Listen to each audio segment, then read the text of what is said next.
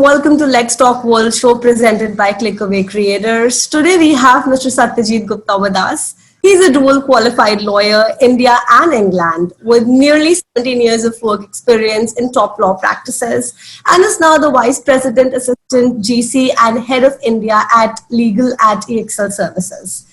He has been awarded for his corporate and M&A experience. His work encompasses general corporate matters, labor and employment laws, contracting, IT, and privacy laws. So please welcome Mr. Satyajit Gupta. Welcome, Mr. Gupta. We are pleased to have you with us today. And the first question that I would like to ask you is, just to start with, just give us a background, a brief about your personal and professional life. Sure. Thanks so much for having me on this website and sort of connecting with me. So just to give you, maybe a minute or two about myself. I am a first-generation lawyer, so obviously, I sort of came into law with probably a social justice and empowerment motive. That law is obviously a very strong tool of social engineering change. So that inspired me to come to law. And in terms of the work that I have done, as you would have seen, while it's been largely around M&A, corporate law, etc. But I believe that, look, even in these areas which people feel doesn't have much to do with society, but I think corporates are also as important constituents and citizens and stakeholders in our society today. So whether it is through corporate sustainability and social responsibility, whether it is through ensuring that we provide employment opportunities, or whether it is through, in certain cases, lobbying and bringing change. I think these are all areas that we've all worked in on the corporate side. On a personal side as well, I feel that, look, and I try and volunteer and support as many initiatives as I can, because I feel that every sort of initiative that we support makes us bring more hope in this world. And I think today, with all of this COVID-19 and everything going on, there's a strong requirement of everybody sort of coming out and contributing in whichever way they can. Absolutely.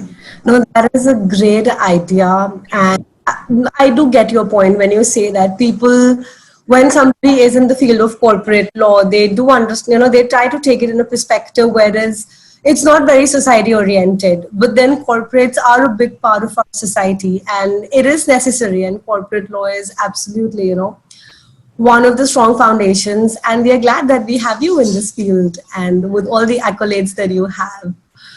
So tell me something, Mr. Gupta, that according to you, what all are the three major aspects of the business that you consider most important? Sure. So I would say, there are obviously many aspects of business that one comes with. When I started off as a private practitioner. I used to work in law firms, and I was an advisor, and now I'm working in-house. And I find that you cannot advise on law unless you understand some elements of business. And some of the critical ones to me are, of course, the fact that enterprises are, I think people do look upon private enterprise as being profit-oriented. That is not necessarily bad. When you're profit-oriented, only when you're profit-oriented do you try and build more efficiencies, do you try and improve the process, do you try and ensure that more is created from using less resources. And to that extent, I feel that one of the key criteria and one of the three key areas of business is, of course, being efficient, being oriented towards profit. But I feel that does not mean essentially that you should be cutting corners. So I think one of the key criteria, one of the key cornerstones of business to my mind is also being honest and also being, being compliant. I think That's something which people don't see as an important element of business, but I think that is as important because that is what creates and builds sustainability into the business. I mean, you can always set up something and make immediate profits with taking shortcuts, but that will not sustain the business, nor will it help you grow. There will be some point at which you will get stuck. So I think, to my mind, these are the three things that I look at being very key elements of business. One is, of course, the profit motive. Two is the efficiency it brings into anything that private business takes up. And third is, of course, building sustainability through compliance and being honest and being straightforward in the business of truth. No, of course, again, I'm absolutely in sync with you. It is only when you are profit oriented or when you get those profits that you can give back. And then eventually it is hard work that sustains. We can cut corners, we can make money for a short while, but eventually it is hard work that sustains. So tell our viewers, who has been a lighthouse beacon to you, or what has been a lighthouse beacon to you? Sure. So I think, and I know that this is something which people who went through and studied and went to school in the 90s, they obviously they will identify with this. But for me, the really important message I got from my childhood when I went to school and when I obviously through my formative years was there was a very small blurb which used to come at the back of our NCRT textbooks, and it used to be Gandhiji's talisman, and it used to say that whatever you do, whatever problem you're faced with, whatever step you're about to take, just think about what's the impact that it have on the common man, on the person, on the poorest of the poor. Will it help him? Will it not help him? Now, obviously, that for me was a tremendous message, which obviously when I was a kid I didn't realize, but today when I obviously see corporate India, I realize that Gandhiji's message was, I mean, if you take it very in a straightforward fashion, you will wonder that, what has a corporate got to do with the poorest of the poor? But really, I think that comes from a lot of his teachings, including the fact that, of course, one of his teachings was around truth and non-violence. So clearly, honesty and sustainability and compliance. One of his other key teachings was also around common property resources. That we are not to enjoy the property and assets that we have been given. But we are basically stakeholders and we are custodians of the property for future generations. So for me, I would say that individual Gandhiji, what the ideas he exemplified have been a lighthouse beacon for me as I go through my professional career. Well, that is such a beautiful thought. And now I'm very curious to actually go some of the NCRT books and out for that blurb. I guess they still print it, do they? They do. They still It is do. common behind all of our CBSE textbooks. It was Oh, what used to be there. It was a I'm very common. curious. I will probably have, snatch the books from one of my younger brothers or sisters and have them, sort of send it to me, send a picture of that blurb to me. But then I think that's a beautiful thought that it still sticks with you because school was a long time back. So the fact that it left such a lasting impression is just great. Tell me something, or rather tell our viewers, what would be the three best practices that you would like to share with our young legal professionals? Sure. And that's something, again, as I mentioned to you at the beginning of our chat, I'm a first generation lawyer. So whatever, I've learned through making mistakes. And I think so the first thing would be that don't be afraid to make mistakes, right? All of us think that, look, we must be strategic, we must figure out, we must do. People these days say that let's do as many internships as we can, let's go and start working immediately. Or some people say we want to really go and do an LLM from this university, and this is strategically good. I feel that, look, a lot of the work we do and a lot of the thoughts and action that we take, we have to be able to do it as per our own skills and as per our own aspirations. So being able to make those mistakes and giving yourself the space to make those mistakes is for me the first sort of advice I would have and suggestions I would give. The second one would be that I think clearly all of us, as at different points when we started, didn't really understand the importance of being able to research very well and write very well. I think those two are probably they go together.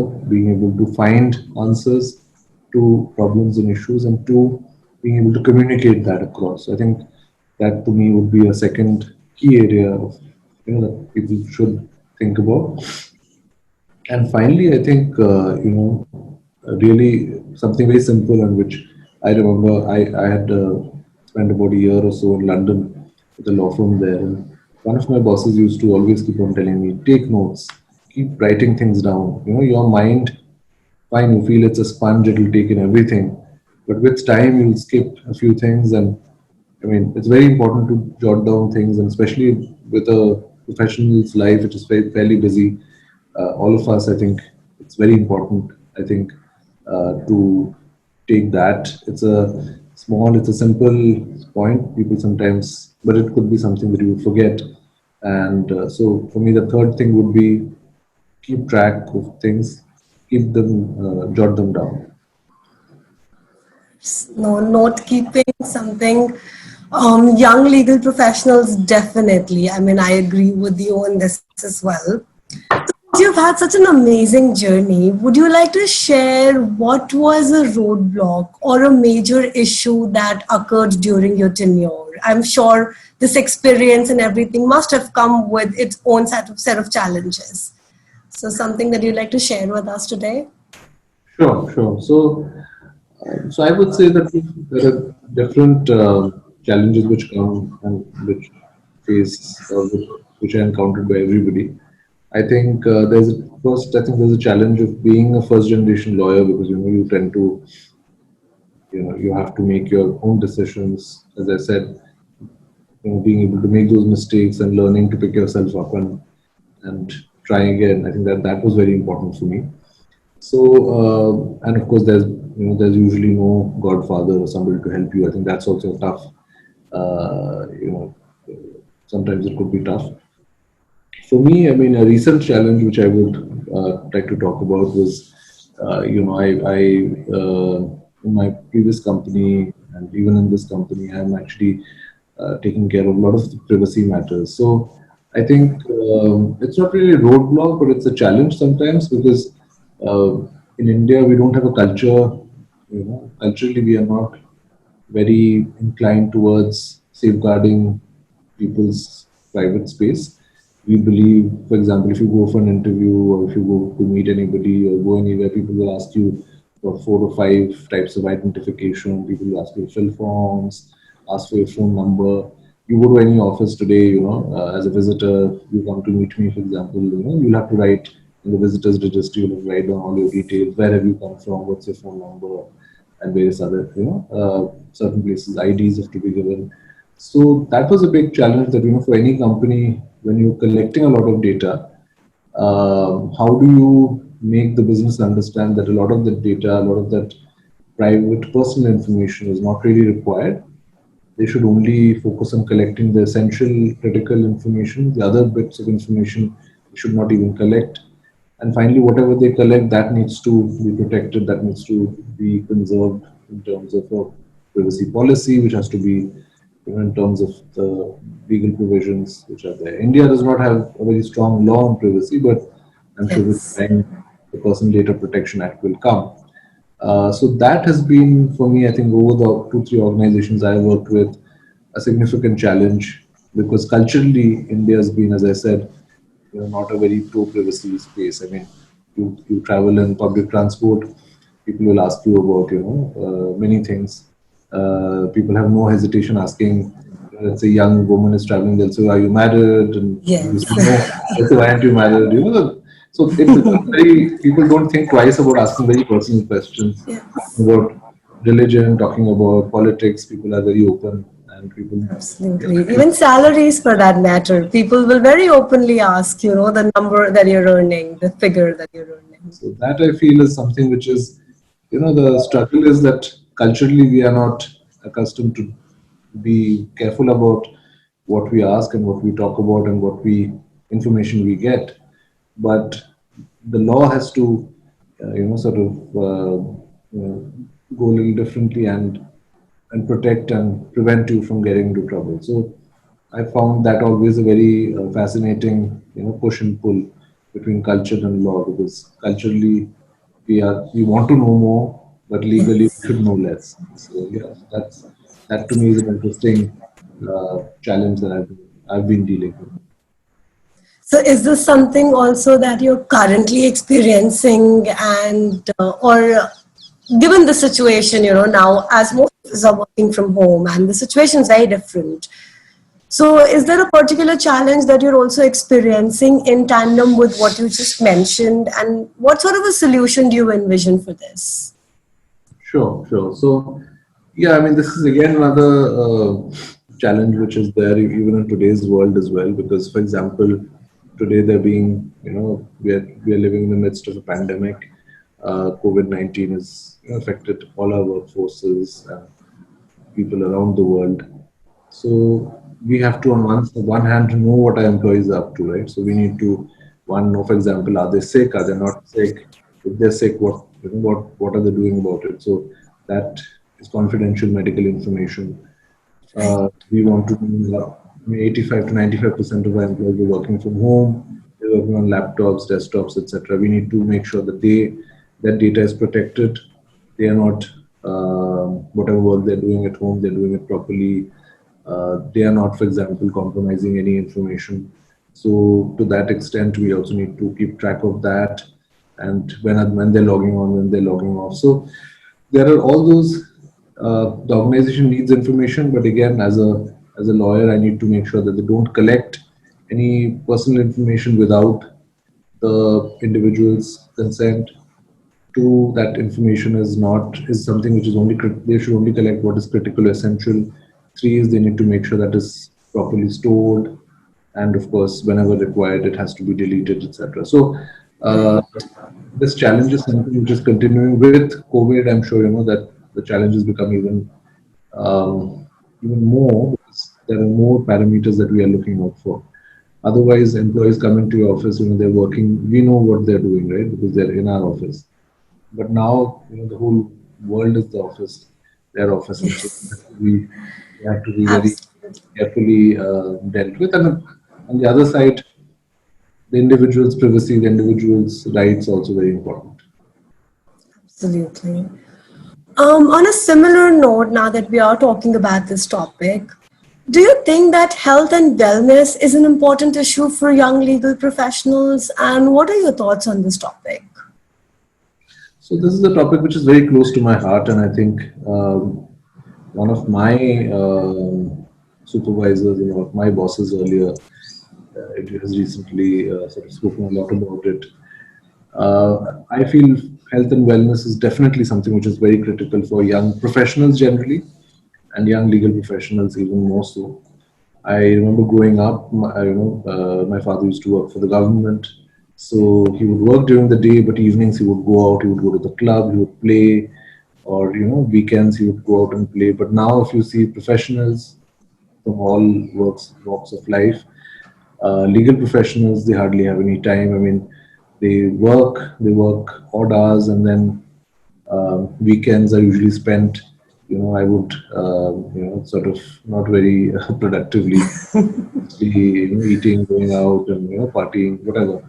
Or people have to do their household chores, etc. So I think the focus on health is completely gone, and if we have some free time, we would rather like to give it to things we enjoy doing, right? Which is not, most of the times, that's not going out and playing a sport. So that's it as regards physical health. Emotionally, mentally as well. I'm sure we are all, there's a lot of pressure today with COVID-19, where people are living and working. A lot of people are living on their own. They come from different cities. A lot of my friends not from Delhi, so their families are not here. They're living on their own. They have to constantly work. The work hours have only increased for people. It's not decreased. Yes. If they're working from home, you always think that okay, there's something extra which I've not done. Let me log in. Let me log out. So I think the pressures are so much. I think very important to concentrate on the health and wellness side of things. So whether it's, and I believe corporates should make that a priority area. Give at least set up counseling lines for employers, employees. Give some constantly try and engage them. There should be more employee engagement. Whether it's just doing a catch up with all your with the team on a Zoom call, or just for example, playing some sort of a virtual game on a chat. So I think these are different things you could do, and I think going forward as well. I mean, even when COVID-19 goes, I think health and wellness should be a focus area. My understanding is that in the long term, you would want healthier and happier employees. This is something which may be a small incremental cost which may be there, but I think it will really stand corporates and employees in good stead. Of course, absolutely. What are some of your interests outside of law? So I love reading. So, whether it's fiction, non-fiction, I try and read something every maybe. I used to read maybe 2, 3 books, 4 books a month, but that's decreased. But I still try and do 1 or 2 books a month. I like listening to some music, but I don't have any particular favorites. But I think anything like even Indian Hindi music, or it could be any, sort of something which is relaxing. I also enjoy trivia. So, for example, I do a lot of online, trivia. So, for example, whether it's contests or something, just try and keep on doing it. Enjoy watching a lot of sports. I used to play cricket earlier, so I used to, personally enjoy that sport a lot. I think I would say, yeah, these are quite a few, and I think I don't have. Sometimes I feel the time is, time is I have to do so much. But it's very important to have these as well. I mean, you should have some interests outside law or your professional pursuit, because I feel, look, your mind also needs to decompress at times. So I think, yeah, that for me would be a great day when I can do a little bit of all of. Of course, it is when you have a very happy, healthy, sound mind is when you can practice the best law. And for that, there need to be some interests outside of the field as well. So very well said, Mr. Gupta, and thank you so much for sharing such great insights with us. And we do look forward to having a chat with you in the future again. Now, for our viewers, if you would like to view this interview and want to have more coming from industry leaders, please like, share, and subscribe to Clickaway Creators on YouTube. This is Prachi for LexTalk.World.